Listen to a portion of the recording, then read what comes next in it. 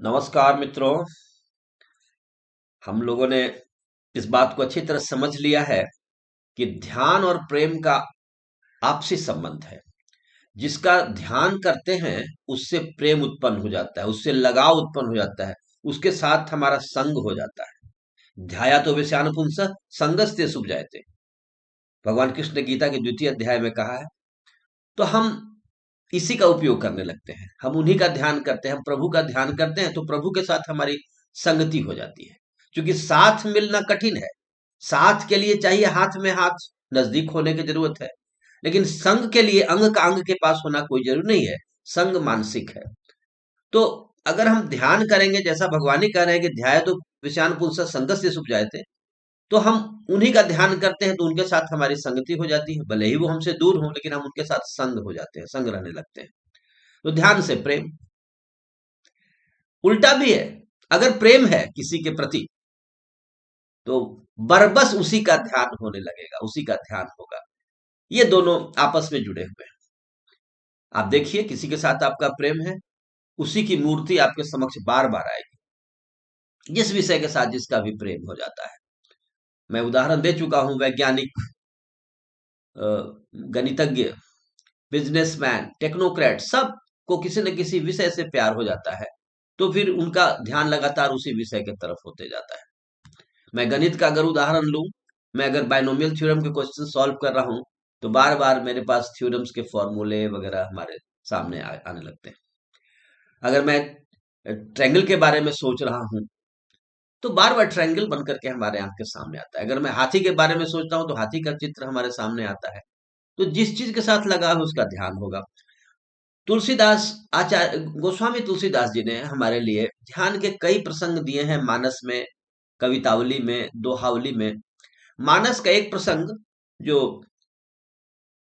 लंका कांड के प्रारंभ में ही है, उस पर आज हम विचार करेंगे। बहुत ही सुंदर प्रसंग है। तुलसीदास कहते हैं कि ऐसा ध्यान करने वाले लोग धन्य हैं। तो आइए हम जरा उस प्रसंग को देखें।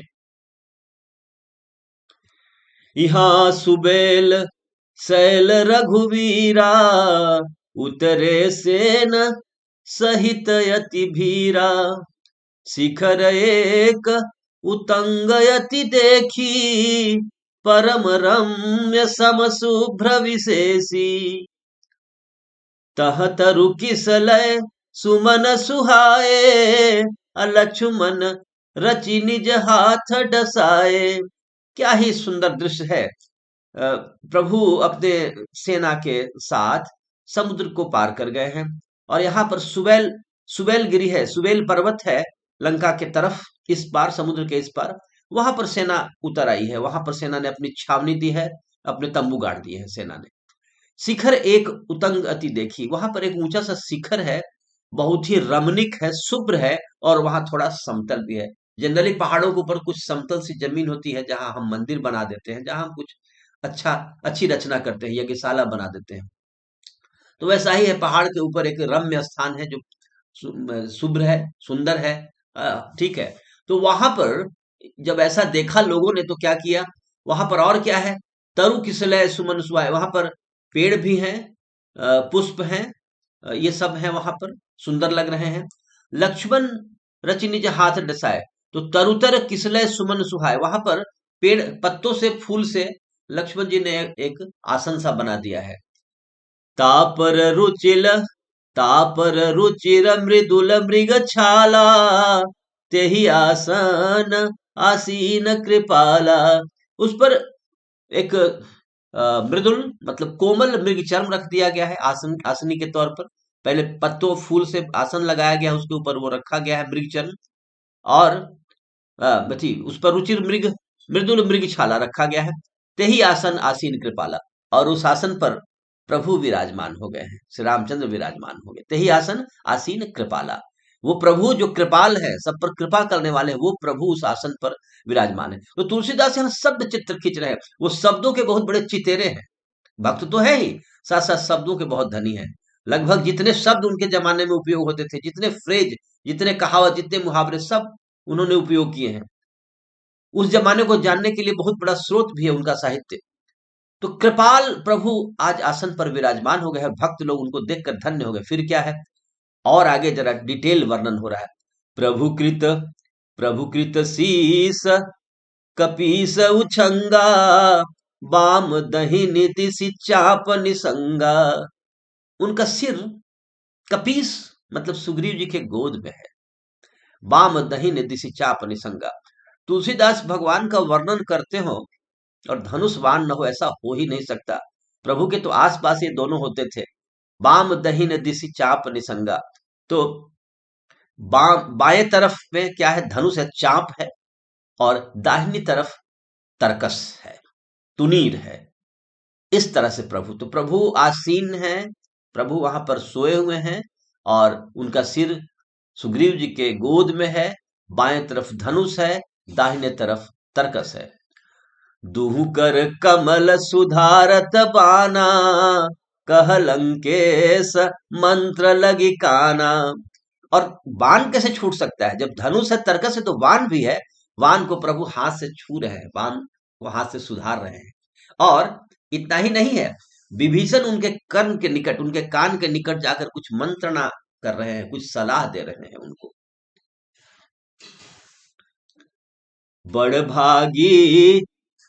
भागी अंगद हनुमाना, चरण कमल चापत विधि नाना। और उन बड़ भागी हनुमान और अंगद का क्या कहना है, उनका सौभाग्य ही अलग है। वो बड़ भागी है हनुमान, क्यों? वो दोनों भगवान के चरण कमलों को दबा रहे हैं, क्योंकि भगवान भी यही करते हैं, ये सद्गुण भगवान में भी है।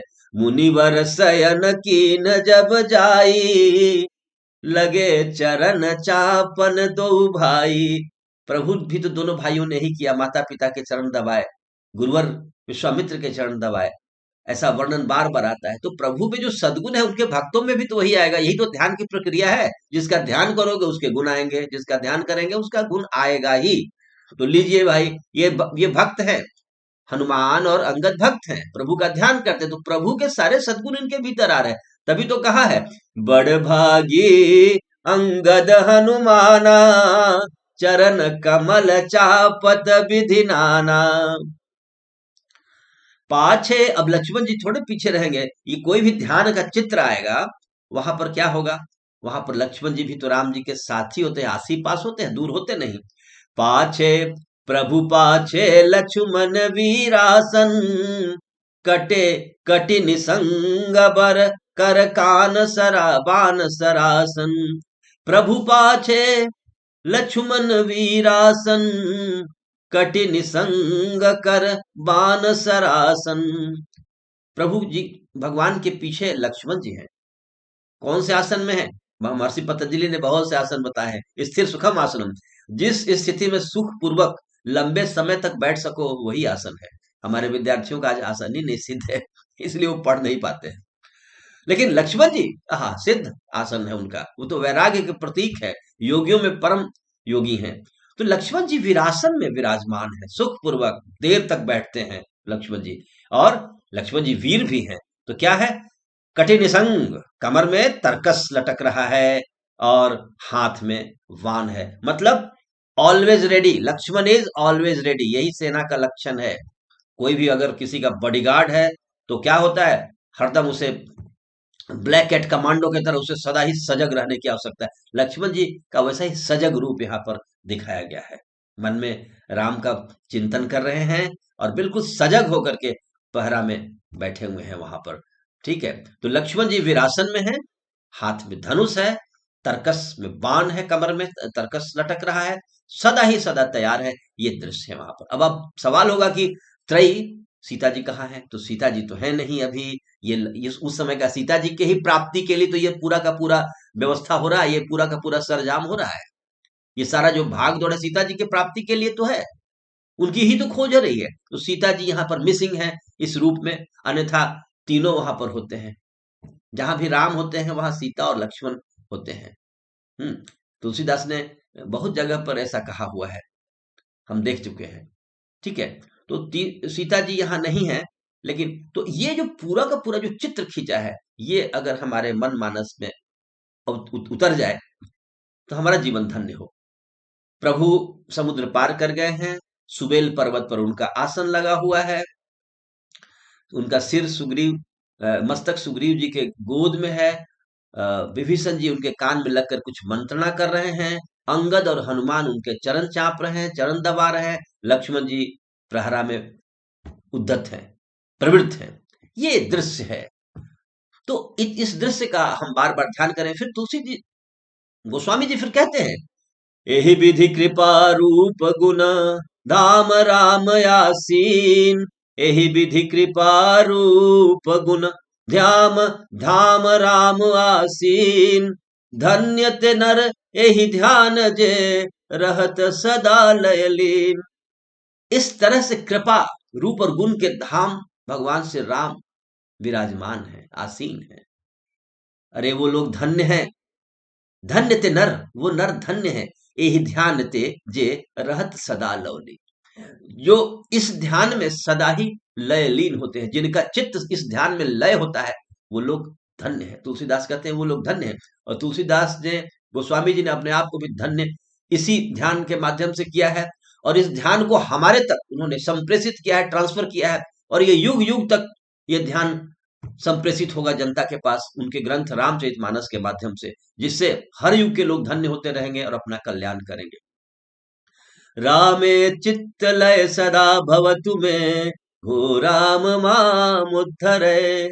रामे नास्ति परायण परतरम, रामस्य दास्योऽहम्।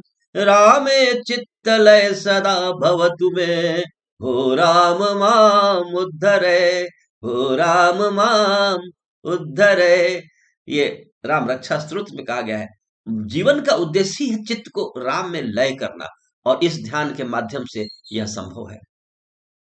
धन्यवाद मित्रों। जय श्री राम, जय भारत, जय जगत।